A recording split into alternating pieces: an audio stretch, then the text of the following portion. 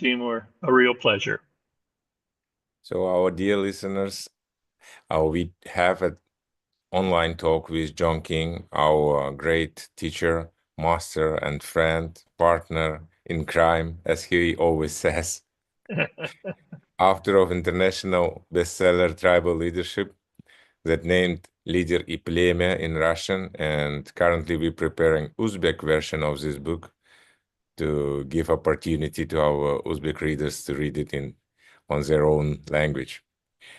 So, John, congratulations with becoming a member of jury of international contest, the best HR director that we are going to organize. Well, Timur, I'm very, very excited to be invited, and I'm very honored. So thank you. It is a real privilege. As always, John, we always love to be together with you because the atmosphere that you are creating is always inspiring and people feel good around you. What is your secret? Well, I don't know what my secret is, but I do know that it is that leadership is about creating an environment. And so it's not about being a person who stands in front of people and tells them what to do. That's something different. But it's about really loving people and appreciating people and creating an environment for people so that they can flourish and they can thrive. Why is this important in current world? Well, because we don't have it most places. And so people are frustrated and they're fighting and they're angry with one another. And they're trying to force each other to believe what they believe and think what they think. And that isn't the model that we use in tribal leadership. In tribal leadership, we define management versus leadership. And in the management, in a simple way, what we say is management is about authority. So if I had the authority and I came in and I said, "Hello, Timur, nice to meet you. I'm your new manager," it wouldn't be strange because I had the authority. But leadership doesn't work on authority. And many people think that it does. But leadership actually works on the permission of the people being led. So if I came in and I said, "Timur, very nice to meet you. I'm your new leader," you would think that was very strange, maybe even weird, because I have not earned the permission from you to lead you to a place that is maybe going to cause us to be more effective. So leadership is granted by the permission of those being led. Now, if you understand that, then you automatically understand that the important thing about leadership instead of management is that it's about the quality and the values of our relationships with one another. So, for example, you and I have a very high quality relationship, and it's based on dignity, it's based on respect. And that's the basis for where leadership really begins, is it begins in a dignified, respectful relationship to one another so that you will grant me the permission to lead you. Thank you, John. And what would you say about the current changes that are going on in the world? How leadership changed during the time? Well, we're in a time of great chaos and great flux. There are places where leadership seems to be very stable. There are places where in the world right now, there are important places in different places in the world, in Israel and Gaza and Syria, which their leader was just deposed a few days ago. And the same thing is there's a question going on between China and Taiwan, and there seems to be a leadership situation going on in South Korea that apparently has gotten itself out of control. And my theory about it, this is not the accurate, positive truth, but I have a theory.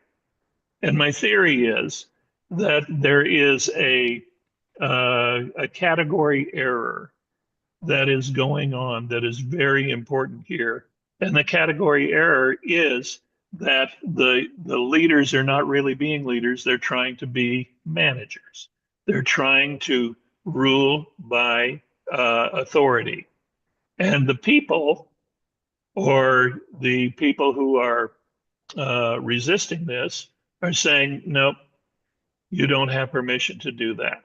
So leadership is really very rare, and it takes a lot of skill, and it takes a certain sensitivity, and it takes a certain allowing of the other person to be who they are, rather than telling them what they need to do. One of the things that is a big difference, Timur, is that in the management world, it's really about agreement. In other words, if you agree with me, we're going to get along. And that's where the authority is. But in the leadership world, I'm not going for agreement. And many leaders are not really cognizant of this. What I'm going for is alignment. So I listen to you because I know I'm not going to agree with everything that you say, and you know that you're not going to agree with everything that I say. But we look between us, because the power is always in the in-between. It's always between you and between me, rather than over here or over there. And in the in-between, we find, what can we be aligned on? What has a future? What is something that is going to allow for you to flourish and for me to flourish, and for the two of us to be effective together? And that's the question. That's the question that's mostly missing. But when people do that, they become very effective as leaders generally. Interesting. Tell me, John, except of CEO, who is responsible for people in a company? We say this HRD. And what is your understanding of the portrait of successful and maybe the best HR director in the current time? Well, I think it's someone who has, first of all, a well-educated person who understands very much how people work, what really has people be happy in their jobs, be effective in their jobs. And I think it starts at the bottom. You know, you asked who is responsible. You have the CEO, and of course they're responsible for the running of the company and the operations of the company and the financial success of the company and so on like that. And the HR is responsible for the posture of the company, and they're also responsible for that the people are working effectively together. So the HR director is the one who is really probably the most expert in the area of relationship between people. And particularly it's a word that is used a lot nowadays. And maybe people understand it, maybe they don't, but the word is empowered. That they are people who are in an empowered relationship with one another. The relationship that you and I happen to have is an empowered relationship. You are pulling for me to succeed. I am pulling for you to succeed. And the power is actually between us and in our alignment on the mutual success. Because when you succeed, I succeed. When I succeed, you succeed. And when we succeed together, the company succeeds. How is tribal leadership applicable in today's working environment with hybrid and remote working conditions? What do you think? Well, it's critical in two ways. The first way that it's critical is it's critical in the kind of, I'm going to say, the shorthand of the language that people use. So in tribal leadership, there are 5 stages. And from the lowest to the highest, which means from the least effective or even detrimental to the most effective. And in that, one of the two things that goes on, so there's two things, there's language and structure. So I'll talk about language first. Language is in the stage one is really kind of criminal. People are really not working well together. And they're pretty much, a person would have an attitude, it's me against the world or the world against me. And the way that they talk about it is in a kind of a rude sort of way, is they say life sucks. So if there is a group of people that are in the life sucks sort of thing, you want to have them not in your company. Because when they are operating that way, they're going to pull your company down. Now, the next two stages, they go together. And when they go together, stage two is where we're being ineffective. This is you and me. We both have these days. So it's you and me on a bad day. We're being ineffective. We're not working well. We may have a feeling, in fact, the big feeling, if we are present to it, is that we're on our own. We're not really using the people and the relationships with people around us. So on stage two, you and me on a bad day, it's not life sucks. It's really my life sucks. And I can see your life is working. And if I had what you had, which is your connections and your powerful empowerment, then my life would work, but it doesn't. So my life sucks. So that's stage two. Everybody has stage 2 days. Generally speaking, when we look at it, it's usually around 20 to 25% of the time. So if we want to make improvements, we want to make improvements right there at the area of ineffective. The next level up, stage 3, well, this is you and me on a good day.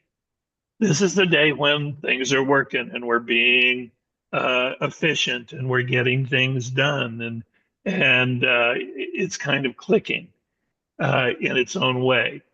And in this way, it's competitive and it's related to stage 2. And the person who is at stage 3 has a way of talking. They're saying, well, life doesn't suck for me. So life doesn't suck. My life doesn't suck, but I'm great and you're not. And the way that we interact with each other is we are superior to other people. Now, this is you and me on a good day, but this is not where the best of people work. And this is not where leadership is happening. This is the place where management is happening. When you're managing people who are generally at stage 2 and stage 3. They're having a bad day, they're having a good day. If they're having a bad day, they take up your energy and you try and make it so that they're having a good day by giving them connections to each other. In stage 3, you try and keep people on that board. But if you're really an effective HR manager, what you're going for is you're going for stage 4. So at stage 4, something that is almost a miracle happens. It's no longer about me. It's no longer about I. It's no longer about my ego. It's no longer about my life sucks or I'm great and you're not. It becomes that it becomes about we. It becomes us working together as a partnership. And what we do is we work inside of the distinctions of dignity and respect. What we do is we create a partnership with each other. And what we do is when we create a partnership, we go from efficiency to effectiveness. We're actually going to be multiplying logarithmically the power of our relationship in order to take over doing what we do. When we do this effectively, we actually will get involved in projects together and work as partners in the projects together. And at stage 4, we will accomplish about 3 times to maybe 5 times as much as we will be able to accomplish or achieve At stage 3, I'm great, you're not. So this is the place where the HR director shines. The HR director creates an environment or an ecology where people can work together effectively in partnership. And it's important that we think of that partnership with one another to create a stable, effective working relationship that has some kind of goal, has some kind of, I like to say, noble cause about it. If the HR is able to do this, what they're doing is they're not only exercising leadership, but they're training people in how to be leaders. And that's what we want in effective companies. We want people to be leaders in relationship, no matter where they are in the company. Cool. Tell us more about triads, John. How it works in Well, triads. that's very, very, it's such an important idea. And generally, we don't think of it that way. Generally, we think of, I'm going to hold up a pen for a demonstration. Generally, this is the way we think of relationship. On this side is you, and on this side is me. Now, when we're behaving ourselves and we're operating with dignity and respect, it stays stable and we work well together. But eventually, something happens, because something always happens. And when it happens, it tips and it goes like this. Now this is you and this is me. When you tell me what's going on with you, what you say is my life sucks. And what I tell you when you ask me what's going on here, I say I'm great and Timur's not. So this is the rest of our relationship. Once we've had that one incident, it goes like this. So it's not stable.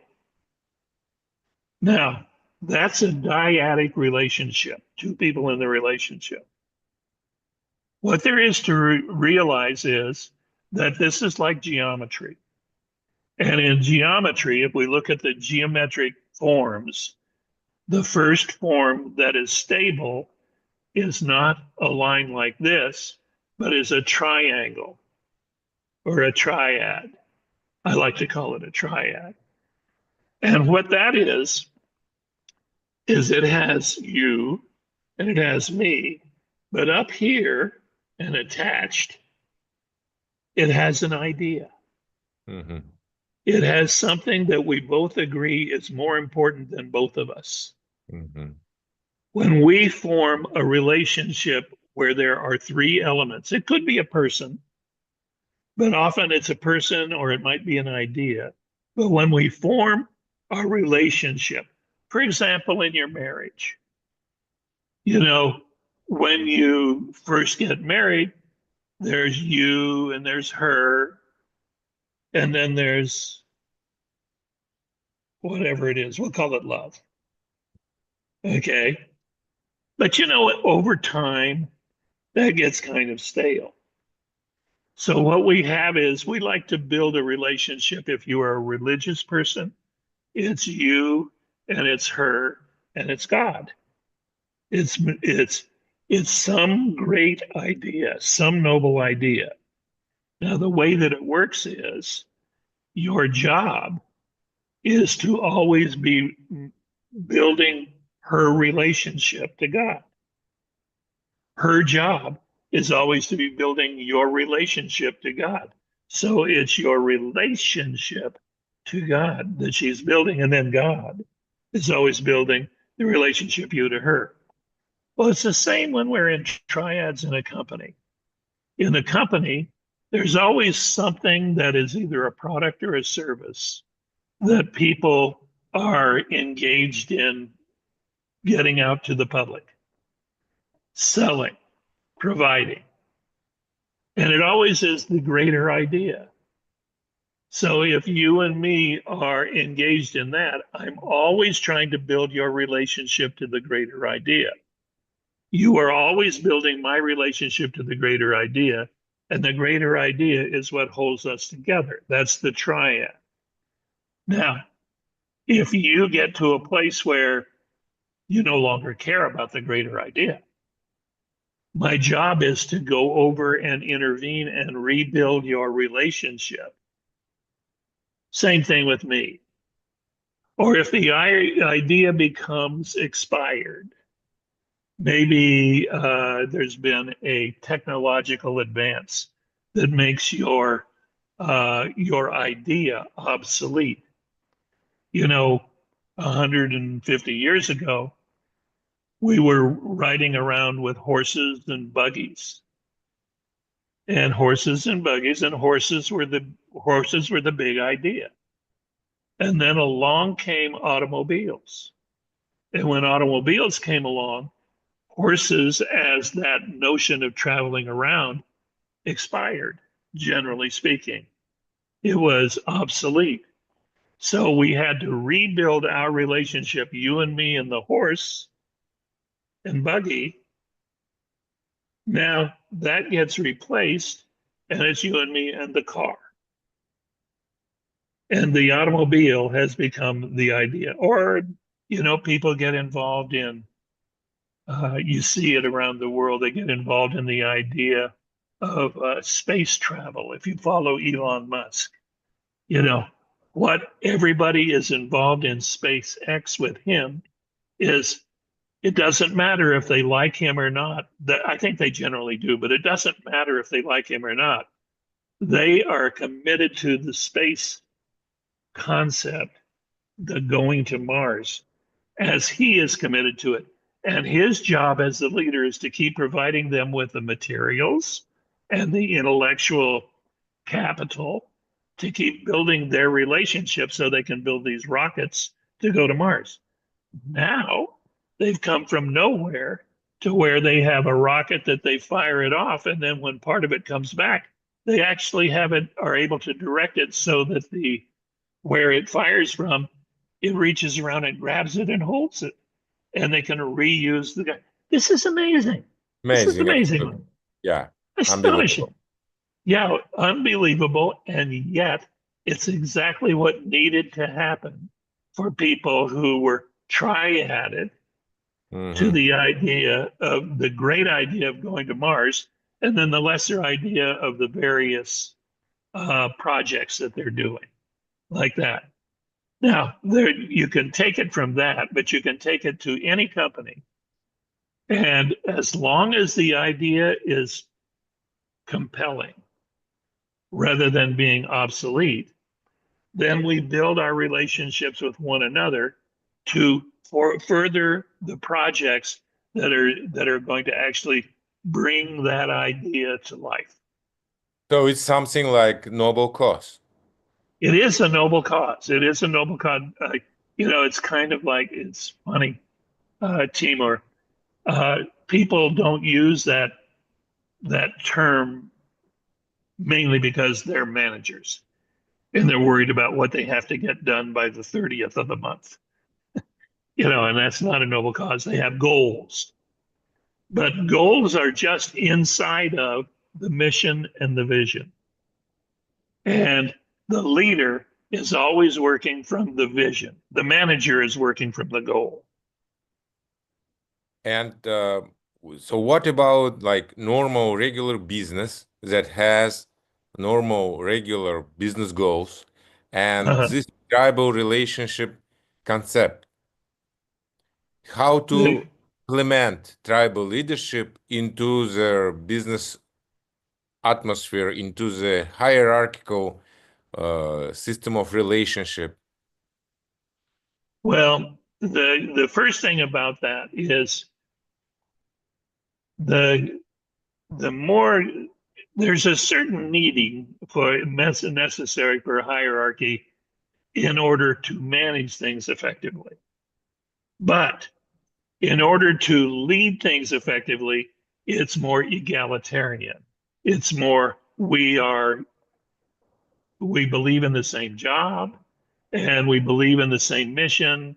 So we're equal from that point of view, even though your job is higher than my job. It's the hierarchy is not what's so important.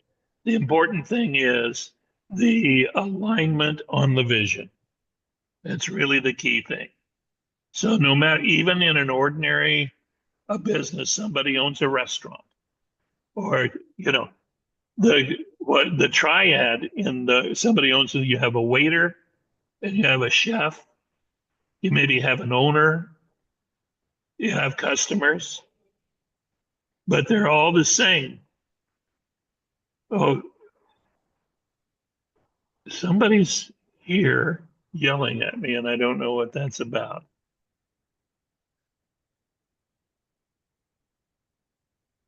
So I'm going to keep going. Hopefully, my sister will recognize what's going on and handle it, and you can cut this out.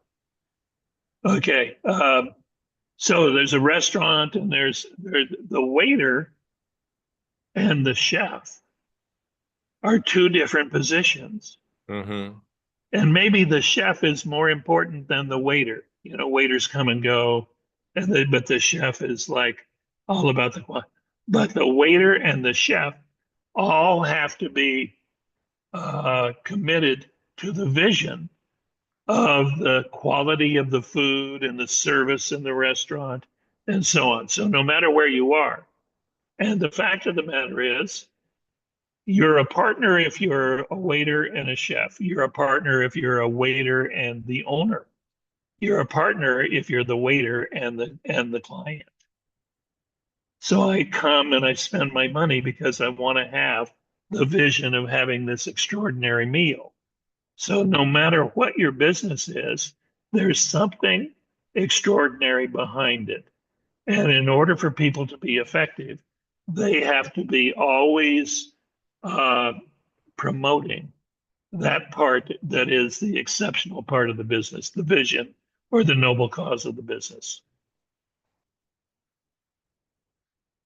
Thank you very much, John. So we know that it's not an easy thing to move to the fourth stage of tribal leadership.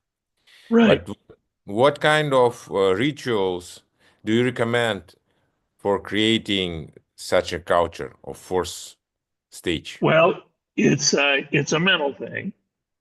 So it's between your ears. It's understanding something. It's understanding that at stage 2 is ordinary. That, my life sucks is ordinary. You see it when we see it everywhere. A lot of the conversation is like that. Stage 3, I'm great, you're not. In the competition, that's kind of special. That's a special kind of conversation. It's a conversation about me. I'm stage 3, I'm special. Stage 4, on the other hand, being a partner, is extraordinary. And stage 5, where we're doing our projects, is elite or champion, you could think, like that. Now, the question is, how do you move from being special to being extraordinary? And the challenge is you have to give up being special. So it's difficult for them. They hold on to being special. It's not the easiest thing. How I have to do it is I have to find other people who are special. And usually people who are being special are not willing to give it up. So usually where I find it is I find it down at stage 2 at ordinary. So if I'm an ordinary person at stage 2, there's 2 ways to look at stage 2. One way is I'm a victim and I've been betrayed. Mm-hmm. Life isn't treating me well, and I'm either betrayed or I'm about to be betrayed. So that's one way. Another way is you've been stage 3, stage 3, stage 3, stage 3, and you hit the wall and you've got everything you can get out of that, except you don't have fulfillment. You don't have satisfaction. And when you realize that you can be stage 3 all you want and do the dynamic of your forcing yourself and managing others and being in charge and being better than. And you look and you tell yourself the truth and you say, I'm not happy, I'm not fulfilled, I'm not satisfied. What happens is you go back to stage 2, but you go back consciously. Mm-hmm. So unconscious, you're betrayed. Consciously, you're asking the question, what would it take to be stage 4? I have to give up being special. And I have to find other people, usually at stage 2, who are conscious, to partner with. And a great idea. So I look around for an idea that's inspiring to me, and I talk to people who are at stage 2, who they've been winning, and they realize that's not fulfilling, that's not satisfying in and of itself. One of the ways we recognize this is there's more to life than money. You know, what we're really interested in is we're interested in the meaning of life. And so tribal leadership at stage 2, conscious, is the person becomes very concerned with the meaning of their life. And the meaning of your life is found in the between of your relationship with other people, the richness of your relationship with other people. So you find other people and you find something that's inspiring to both of you. You know, a guy meets a woman, and it's very interesting. Usually, they will move forward this way in a very. Here's the stage 2 way of moving forward. The guy meets the girl, and they do well until they're not doing well, and then there's a problem. So they decide what they're going to do is they're going to get engaged, and it straightens things up for a while. Mm-hmm. And they're going along and they're engaged, and then they have a big argument and it tips again, and they go, oh, well, the solution to that is let's get married. And they click themselves up. And they get married, and then life goes on, and something happens, and they go like this again, or this again, doesn't matter, like that. And they say, well, we need to have a baby. So they have a baby, click. And people use moving forward as a solution to keep themselves in dyadic relationships. That's not the way we do it.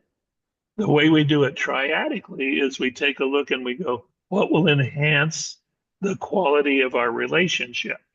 So I'm at stage 2, you're at stage 2. We see some sort of great opportunity out there. Maybe it's a business opportunity where we could go together and we could form a business of some kind, doesn't matter, some kind that we are inspired about.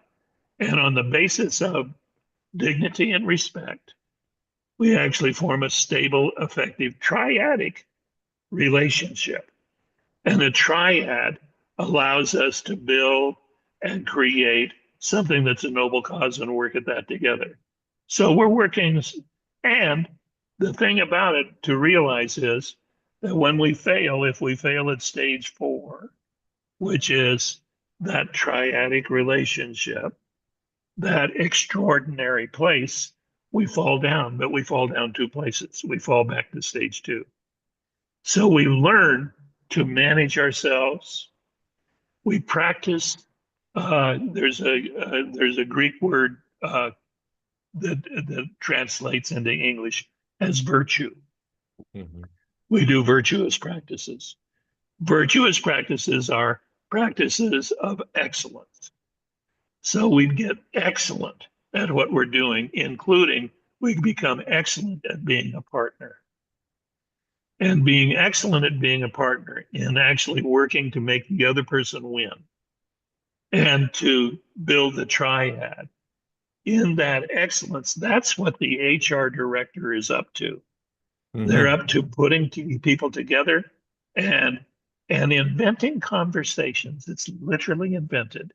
Literally inventing conversations that empower the relationship between each other and between the noble cause or the kind of the project, if you will. And when we do that, and we do that effectively, we form a stable, effective partnership. We are now operating at extraordinary. Now, let's say the project is a big project. The project is going to make a difference in the history of the company. Uh-huh. Like SpaceX is doing historic projects. Yeah. But let's say it's our restaurant. And what we want to do is we want to build it so that it becomes the most famous restaurant in the city, and that we're making enough that we can open another restaurant, that we can actually start to build and scale our company, because stage 4 is all about scaling and building like that. So we're doing something that is historic to our company in terms of growth. While we're doing that, as we do it, there will become other triads that are involved, other groups that are hooked up and connected to each other in dignity and respect, and they're clear partnerships. And when we put a number of partnerships together, then we have what is called a team. And when we are building at the level of team, we're now doing something that is stage 5. Doesn't matter if it's a small, ordinary business, like a store, like a resale store, or or you're developing a product, or we're creating a service, or we're building something grand like working in the government. Where the government is effective is where they're at stage 4. Mm-hmm. Where the government is failing is where they're at stage 3 and 2. So what we want to do as an HR director, regardless of the size of the company we're working with, we want to know that what we're doing is we are causing conversations that have so much vibrancy and life in them that people take on being responsible for the success of whatever the project is, whatever the company is, for the scaling. And the newest person, the least person is thinking that way. You go into a business and you expect the CEO to think that way. But if you go into a business, like I used to work in a company called Zappos, extraordinary company. The janitor thought that way. Everybody all the way down was thinking about how can we build our relationships. It wasn't hard. It wasn't a mystery. It was how can we build our relationships towards we're going to make the greatest internet marketing company. Yeah. That's what we're up to. Best client service environment. Absolutely. Absolutely. Their motto was powered by service. And everybody was about that. Let's talk about happiness on the workplace. Okay. What do you think? Is it possible? Why is this important? Can we avoid this? Okay, so there's 3 questions. Okay, is it possible? Yes. How do we do this? We build the relationship of dignity and respect. And then we start looking for other things to put into the relationship. One of the things that you and we have dignity and respect in our relationship, Timur. But we also have, I'm interested in your family. You're interested in my family. So we have an interest in each other's lives. We also have, there are certain things that we have a sense of humor that we share together. We like the same things.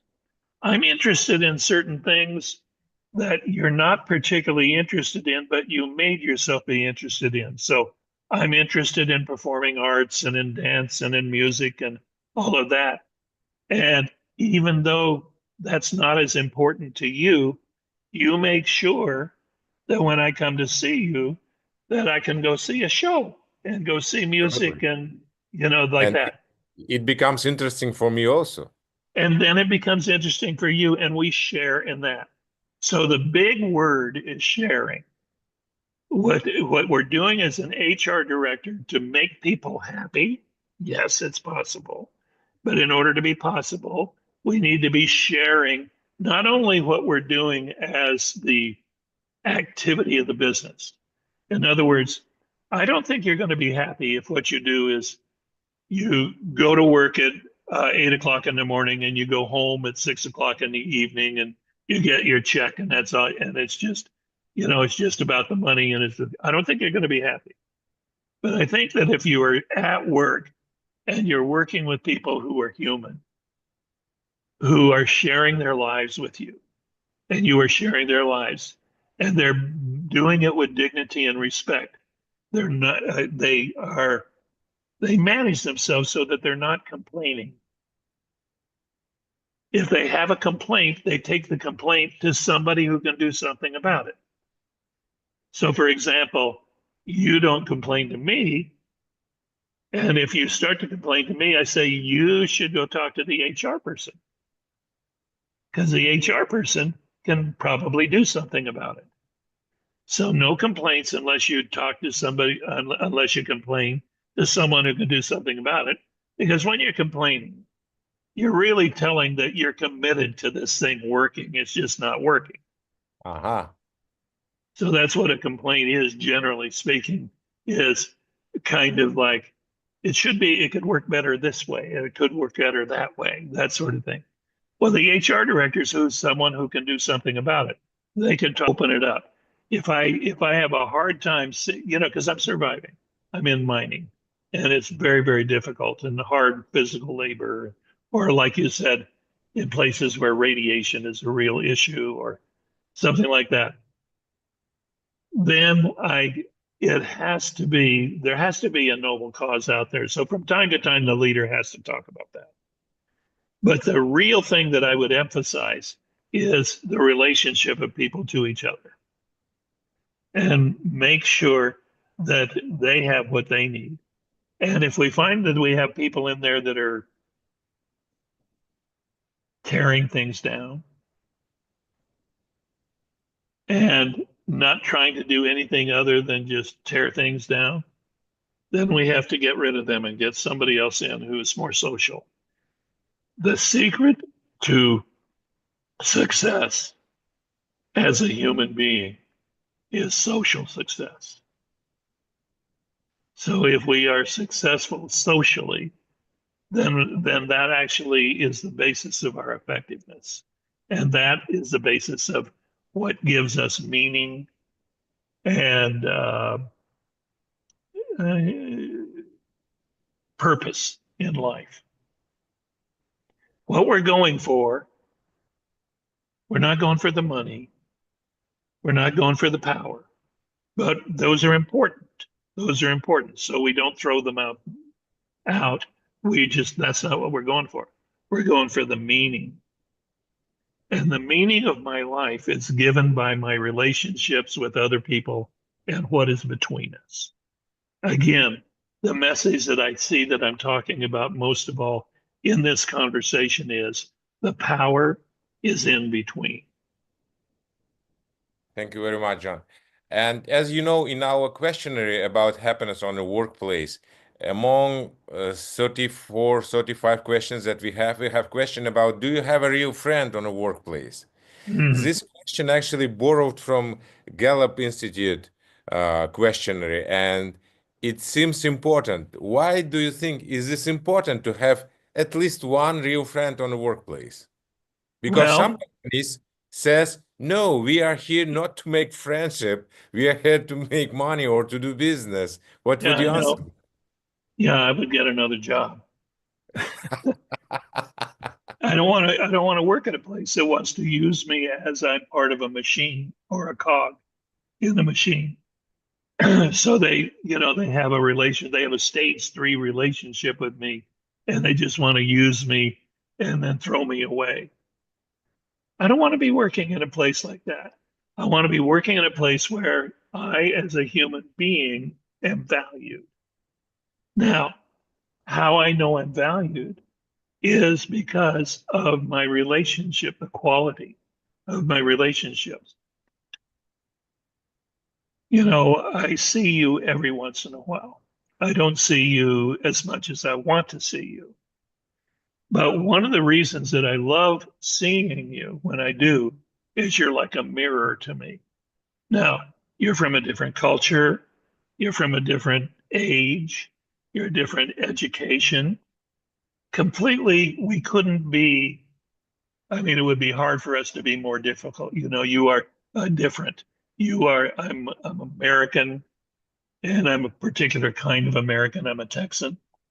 And you are Uzbek, and you are a particular kind of Uzbek, you know, with Samarkand and Bukhara and all of this history. So you grant me respect, and I grant you respect, and we listen to one another. Here's the key. I listen to you, and I listen to what's important to you, like your family and your work. You listen to me, and you are always interested in what's important to me. When we have an appreciation for what the other person is speaking about, we are able to build a relationship, and the relationship is built not on me dominating or you dominating. It's built on listening to one another and then appreciating. And when I do that, a very interesting thing happens. You become a mirror to me, and I become a mirror to you. And the more that we mirror each other, even though we look different and we're from different cultures and we're from different ages and everything else, the more that we mirror one another, the more we see ourselves. And the more we see ourselves, the more we actually see what there is to work with and what there is to work on. So we begin to understand our purpose. You understand your purpose, you know, I hope you understand your purpose a little bit more as a leader because of what I mirror back to you.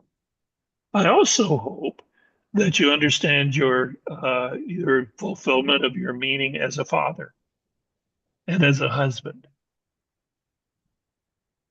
You know, I know that I understand myself more as a man and more as a person.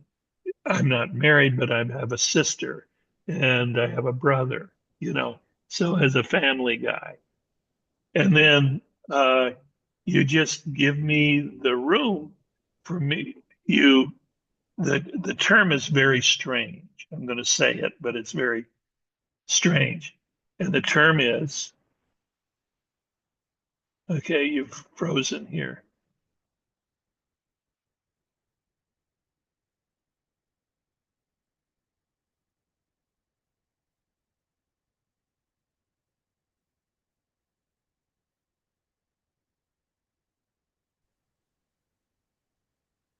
Okay, are you back?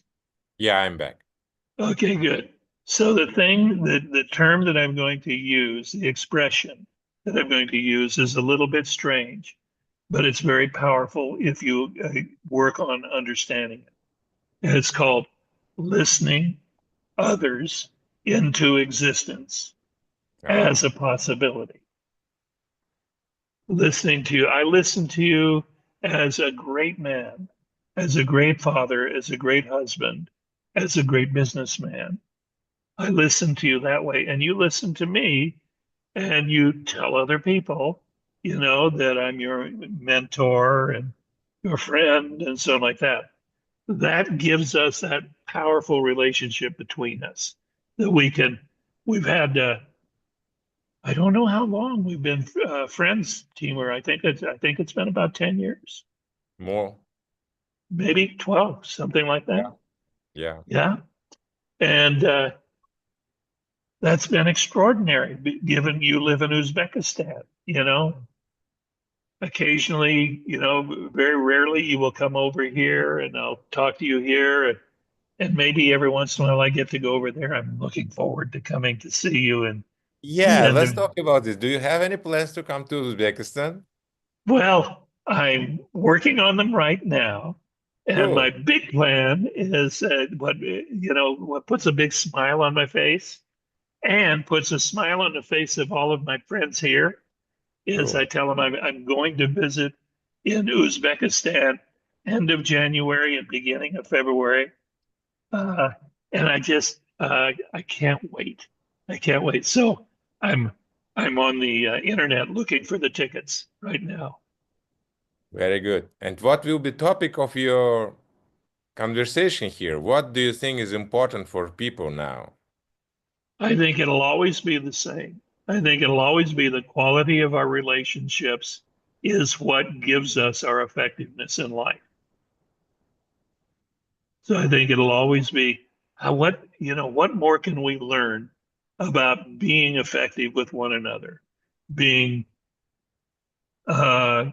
being a champion for other people. John, you're a very experienced man and the coach, and you have seen like thousands of leaders of different kind in different places. Can you describe maybe levels of maturity of leaders? Yeah, I can. And I can give you what I call 3 levels. Okay. And I can give you the 3 levels of which really the first 2, I don't call them leaders, but they are dominators like that. So there are those who are, the only thing they're interested in is that they are happy. And so they're going to, so they're usually very young. There's a wonderful author that wrote a book called The Will to Meaning. And in The Will to Meaning, he's a psychologist. And what he talked about, he said, those who are concerned with their own happiness, he said, that's a very young kind of conversation. That's the kind of conversation you expect a 9-year-old or a 10-year-old to have. And that when they're not happy, they have a tantrum. Well, there are a lot of people that are bosses that when they're not happy, they have a tantrum. So that's a very young conversation. The second level is a little more, we call it an adolescent conversation. And the adolescent conversation is one about, I'm more powerful than you. So it's a very competitive, and it's all about power. This is a conversation of someone really who's 18 or 19 years old. So it's an adolescent conversation. And then there is a mature conversation. And the mature conversation is about values and meaning and purpose. And that leader that is leading from values and purpose and meaning in life and meaning and interested that everybody have access to meaning in life that's what we call a mature or an adult leadership conversation. Now, the mature or adult leadership understands the power conversation, and he understands the happiness conversation, and he wants people to be pleased and happy, and he or she wants people to have a sense of autonomy or power, but it all is in the interest of what is the meaning, what is the purpose, what are we going for here in the in the big picture. So there's those 3 levels. The top level is the one that I call real leadership. The others are kind of, people will call them leaders, but I don't. Thank you very much, John. And what about HR directors? Is this level of maturity is the same or different? Oh, it's the same. It's the same. In fact, it's even more important with the HR because they're managing the relationships of the people that are, in the HR pool, so to speak. And a lot of times those people are very young. They're kind of juvenile. Maybe they're not as well trained or as well educated, or they're working their way up and they're young, that sort of thing. So there's all of these different kinds of conversations that fall into these 3 areas. happiness, power, and meaning, like that. The HR manager, director, is the person who is accountable and responsible for the health and the vitality of those three conversations and making sure that they're growing and they're one is feeding into another and the other is feeding into the other. And ultimately that where we're going is we're building something that is meaningful and purposeful. Thank you very much, John. Maybe you would like to say some warm words to people who would like to participate in this content, but maybe not very sure that they will get something good for themselves. Like, Okay. Well, what I'd want to say to you, if you are considering being in this conversation, that this is the fundamental conversation for success. And I know that you're a person who's interested in success. Success is not given by you being better than another person. Success is given by you making another person better. You will actually, if you understand this, if you actually understand what it is to give up being special and to design your life and your work and your relationships as extraordinary, then what you're doing is you are building your own capabilities, your own power, and your own influence as a leader. And ultimately, that is what you deserve. It's not something that someone is holding away from you. It's something that you deserve. And so I would urge you to consider the depth and the power of this kind of a conversation as you take it on for yourself and as you share it with others that you're working with. thank you very much, John. I appreciate your great contribution. So, dear friends, John King, author of the international bestseller Tribal Leadership, member of jury of international contest Happiness on the Workplace, and best HR director, are coming to Tashkent at the end of January, beginning of February. There will be a great opportunity to come here to Tashkent and to see him and to get great inspiration and tons of wiseness from our dear John. Take care, John. We are waiting for you here in Tashkent. Okay, I cannot wait.